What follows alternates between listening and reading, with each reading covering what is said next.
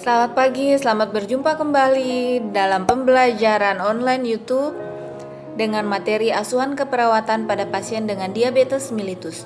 Pada pertemuan kedua kali ini kita akan membahas lanjutan dari materi sebelumnya, yaitu tentang rencana asuhan keperawatan, intervensi, dan senam kaki DM. Nah, Ibu harap kamu dapat menyimak dengan baik karena akan ada tugas pada akhir dari video pembelajaran kali ini. Kita akan membahas tentang diagnosa keperawatan yang sebelumnya sudah pernah Ibu sebutkan, ada 6 diagnosa. Yang pertama, perfusi perifer tidak efektif, defisit nutrisi berhubungan dengan ketidakmampuan menelan, resiko syok berhubungan dengan hipotensi, gangguan retensi urin berhubungan dengan peningkatan tekanan uretra, gangguan integritas kulit, dan resiko infeksi. Nah, rencana keperawatan adalah tindakan yang akan dilakukan oleh perawat, maka kita harus menyusunnya dalam sebuah rencana. Tetapi sebelumnya kita harus mengetahui dulu tanda-tanda mana saja yang bisa kita angkat untuk menegakkan diagnosa. Pada perfusi perifer tidak efektif, penyebabnya bisa karena hiperglikemia, penurunan konsentrasi hemoglobin, peningkatan tekanan darah, kekurangan volume cairan, penurunan aliran arteri atau vena, kurang terpaparnya informasi terhadap faktor pemberat misalnya merokok, gaya hidup monoton, kurang terpapar informasi tentang proses penyakitnya, dan kurangnya aktivitas fisik. Makanya kita perlu melakukan aktivitas fisik dan berolahraga setiap hari.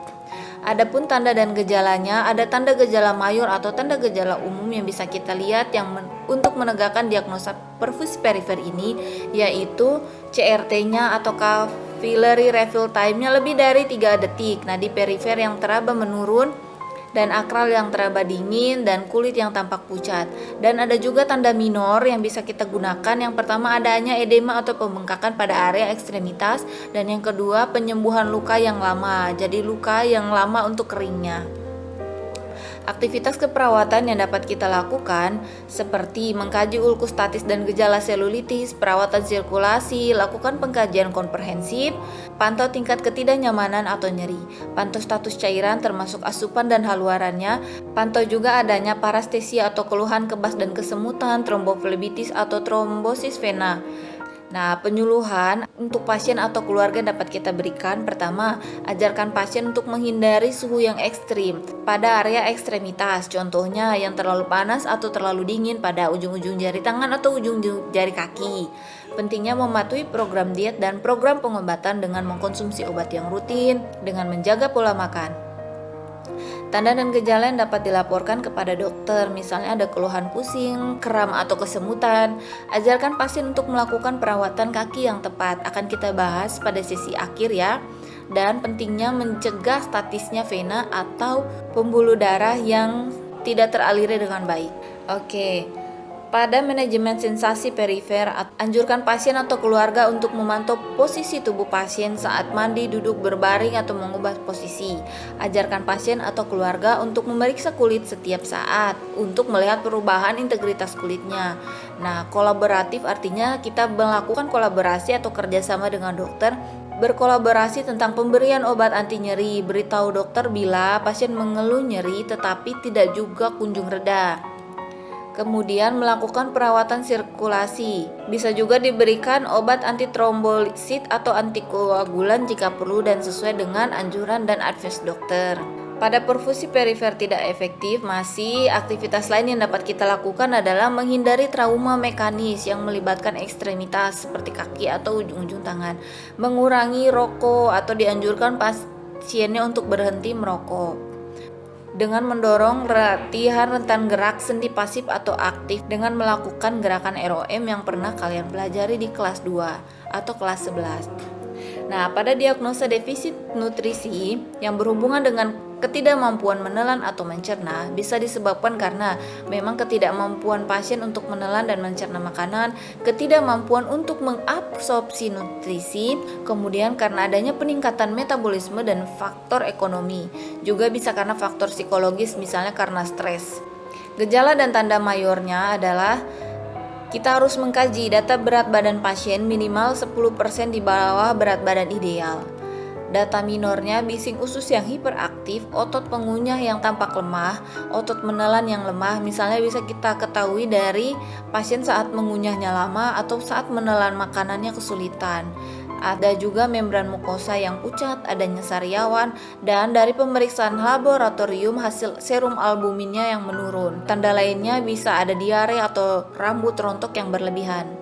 Yang bisa kita lakukan adalah memonitoring penurunan berat badan, memonitoring lingkungan selama makan, adanya keluhan mual muntah, makanan kesukaannya apa, memonitoring kondisi pasien tampak pucat kah tidak, memonitoring kalori intake yang dimakannya, dan mencatat adanya edema atau pembengkakan pada gangguan integritas kulit yang disebabkan karena perubahan sirkulasi, perubahan status nutrisi, kekurangan atau kelebihan volume cairan, perubahan mobilitas, bahan kimia iritatif yang membuat kulit menjadi luka, atau suhu lingkungan yang ekstrim misalnya karena melepuh, terkena air panas.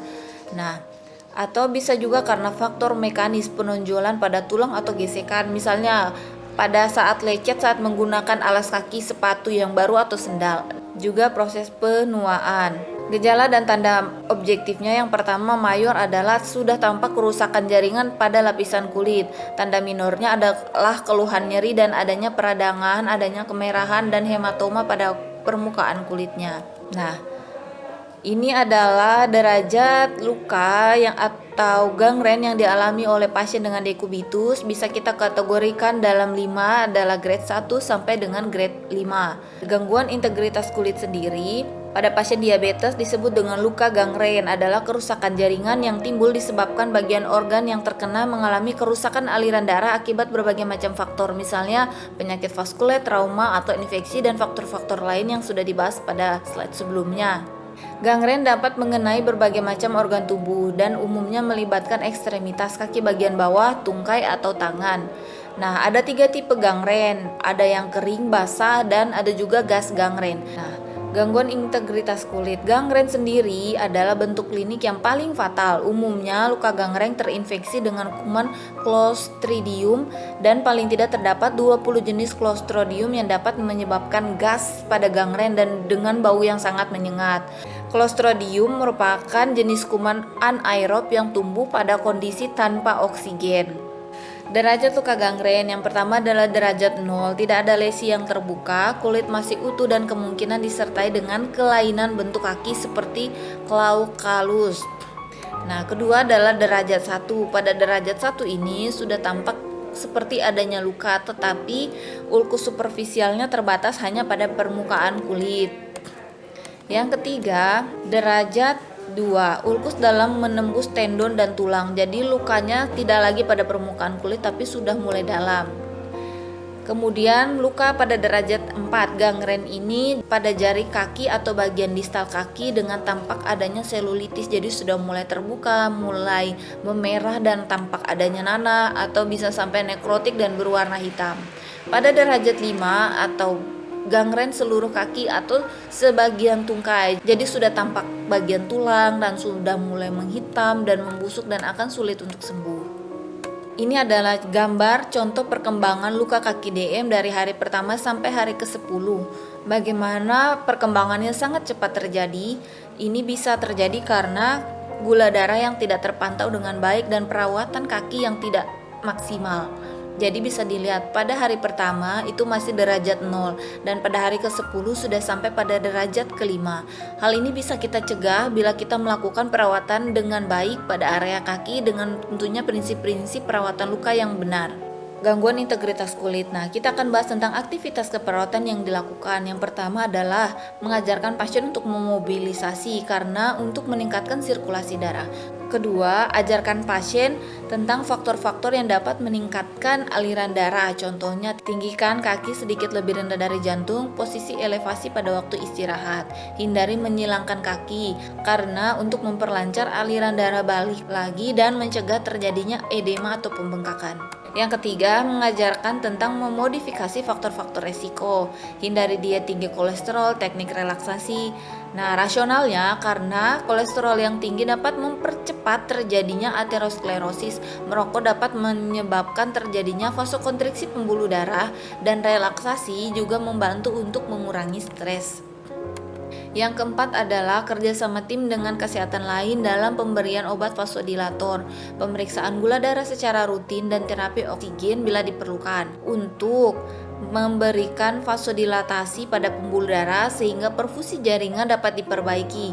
Nah, sedangkan kalau pemeriksaan gula darah secara rutin dapat mengetahui perkembangan dan keadaan pasien. Jadi mempengaruhi juga dosis obat insulin secara suntik ataupun yang diminum. Nah, pada diagnosa resiko infeksi berhubungan dengan efek prosedur invasif, malnutrisi, kerusakan integritas kulit, kita bisa dapat melakukan aktivitas keperawatan dengan mengkaji luka dan keadaan luka serta proses penyembuhannya. Karena pengkajian yang tepat dapat mempercepat proses penyembuhan luka dan menentukan rencana tindakan selanjutnya. Tindakan yang kedua adalah merawat luka dengan baik dan benar, membersihkan luka secara aseptik, menggunakan larutan yang tidak iritatif, mengangkat sisa balutan yang menempel pada luka dan nekrotik jaringan yang mati. Karena dengan melakukan teknik perawatan luka yang benar dapat menjaga kontaminasi luka dan larutan yang iritatif akan merusak jaringan granulasi yang timbul. Sisa balutan pada jaringan yang nekrotik dapat menghambat proses granulasi. Yang ketiga adalah melakukan kolaborasi dengan dokter untuk pemberian terapi insulin, pemeriksaan kultur pus atau kultur nanah, pemeriksaan gula darah dan pemberian antibiotik karena insulin dapat menurunkan kadar gula darah. Pemeriksaan kultur pada pus bertujuan untuk mengetahui jenis kuman atau bakteri sehingga dapat memberikan antibiotik yang tepat. Nah, kita dapat melakukan pencegahan dan tata laksana komplikasi kaki diabetes dengan melakukan kontrol mekanik atau pertama mengistirahatkan kaki, menghindari tekanan pada area kaki yang luka menggunakan bantal saat berbaring pada area tumit dan bokong atau tonjolan tulang untuk mencegah lecet. Tapi jangan terlalu menekan karena justru akan membuat dekubitus. Memakai kasur anti dekubitus bila perlu. Jadi kasur anti dekubitus itu seperti kasur yang ada balon-balon udaranya yang akan mengembang dan mengempis sehingga mengurangi penekanan pada area kulit. Nah, pada luka yang didominasi oleh faktor neuropati, maka tujuan utama kontrol mekanik adalah mendistribusikan beban tekanan pada kaki. Sedangkan yang didominasi faktor vaskuler, tujuan utamanya adalah untuk menghindari luka pada daerah yang rentan. Nah, pada kontrol luka dengan melakukan perawatan luka gangren dengan cara yang tepat, melakukan evakuasi jaringan nekrotik dan pus yang adekuat perlu dilakukan secepat mungkin. Jika perlu dapat dilakukan dengan tindakan operatif atau dengan tindakan debridement namanya. Kemudian pembalutan luka dengan pembalut yang moist atau yang lembab, debridement dan nekrotomi tadi pembersihannya. Atau bisa juga pilihan terakhirnya adalah amputasi bila luka sudah menyebar dan mempengaruhi kondisi pasien. Untuk mengontrol infeksi dapat diberikan terapi antimikroba empirik pada saat awal setelah dilakukan pemeriksaan kultur pus atau kultur darah. Bisa diberikan juga rekomendasi antibiotik untuk infeksi superficial adalah antibiotik untuk kuman gram positif dan bisa ditambah dengan obat golongan metronidazole. Bila ada kecurigaan bakteri disebabkan karena anaerob, tetapi ingat pemberian terapi obat ini hanya boleh diresepkan oleh dokter. Untuk mengontrol infeksi yang ketiga, pada luka yang dalam atau luas disertai dengan gejala infeksi sistemik yang memerlukan perawatan di rumah sakit, dapat diberikan antibiotik spektrum luas, artinya antibiotik yang lebih kuat, yang mencakup kuman gram positif, gram negatif, dan anaerob sehingga dapat digunakan 2 atau 3 golongan antibiotik sekaligus. Yang keempat, penggunaan antibiotiknya diobservasi selama 1 minggu kemudian dan disesuaikan dengan hasil kultur mikroorganisme. Jadi dilihat pada hasil kulturnya kumannya itu sensitif terhadap obat antibiotik golongan apa. Jangan sampai obat yang diberikan justru resisten, maka tidak akan efektif dalam proses pengobatan. Nah, pada kontrol vaskuler dengan pemeriksaan ankle brachial index, pemeriksaan transcutaneous oxygen tension, pemeriksaan tube pressures, pemeriksaan angiografi ini bila diperlukan, dan tindakan bedah vaskuler atau tindakan endovaskuler bila dapat indikasi yang kuat. Pencegahan yang lainnya adalah secara kontrol metabolik dengan melakukan perencanaan nutrisi secara baik, melakukan regulasi gula darah yang ketat. Nah, pada kontrol edukasi pada keluarga pasien yang diberikan mengenai luka saat ini, rencana, diagnosa, tata laksana atau terapi penyulit yang mungkin timbul, serta prognosa atau perkembangan kondisi pasien ke depannya. Oke, sebelum kita lanjut pada materi selanjutnya, pembahasan tentang senam kaki DM, tugas individu yang bisa kamu kerjakan adalah ada pertanyaan yang harus kamu jawab, dan untuk menjawabnya akan Ibu bagikan linknya. Jadi dijawab pada Google Form dengan link yang akan Ibu bagikan. Pertanyaan pertama, jelaskan mengapa kita harus mempelajari tentang penyakit diabetes mellitus ini. Yang kedua, jelaskanlah secara singkat mengenai pemeriksaan laboratorium yang perlu dilakukan untuk menegakkan diagnosa penyakit diabetes. Ketiga, jelaskan secara singkat derajat luka gangren. Keempat, sebutkan aktivitas keperawatan yang dilakukan pada intervensi perfusi perifer tidak efektif. Jawaban tugas ditulis pada Google Form yang akan Ibu bagikan linknya.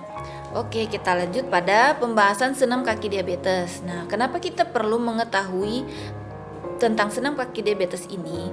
Karena penyakit diabetes ini dapat menghambat transfer glukosa ke sel-sel dalam jaringan tubuh yang mengakibatkan sel-sel menjadi kelaparan, sehingga memicu kelemahan otot dan mengganggu keseimbangan tubuh.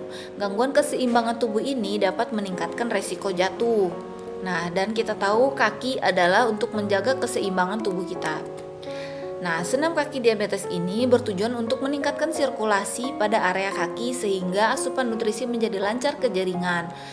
Nah, senam kaki DM sendiri adalah sebuah bentuk latihan fisik yang dipilih dan diciptakan dengan terencana, disusun secara sistematis yang dilakukan oleh pasien untuk mencegah luka dan membantu memperlancar aliran darah pada area kaki. Yang bertujuannya ada 5. 1. Memperbaiki sirkulasi darah, memperkuat otot-otot kecil. 3. Mencegah terjadinya kelainan bentuk kaki. 4. Meningkatkan kekuatan otot betis dan paha.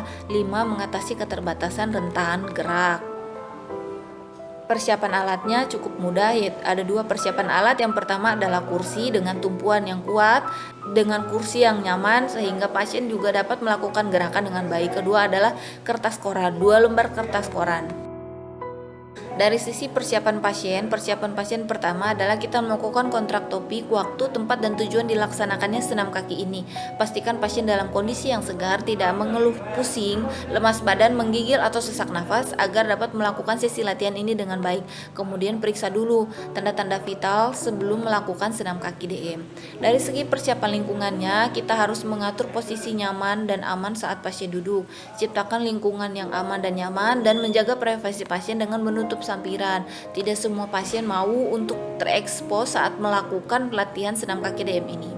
Oke, dari sisi prosedur pelaksanaan, ada beberapa gerakan yang cukup mudah. Pertama, kita mengatur posisi pasien yang duduk tegak di atas bangku dengan kaki menyentuh lantai, dengan sudut lututnya membentuk sudut 90 derajat. Cara yang kedua, dengan meletakkan tumit di lantai, jari-jari kedua belah kaki diluruskan ke atas lalu dibengkokkan kembali ke bawah seperti cakar ayam, dilakukan sebanyak 10 kali gerakan. Yang ketiga, dengan meletakkan tumit salah satu kaki di lantai, kemudian diangkat telapak kaki ke atas. Pada kaki lainnya, jari-jari kaki diletakkan di lantai dengan tumit kaki diangkat ke atas. Nah, cara ini dilakukan bersamaan pada kaki kiri dan kaki kanan secara bergantian sebanyak 10 kali hitungan. Cara yang keempat, pada bagian tumit kaki. Kalau yang pertama adalah jari-jari kaki, yang berikut ini adalah tumit kaki. Diletakkan di lantai, bagian ujung kaki yang diangkat ke atas dan buat gerakan memutar dengan pergerakan pada gerakan kaki sebanyak 10 kali hitungan.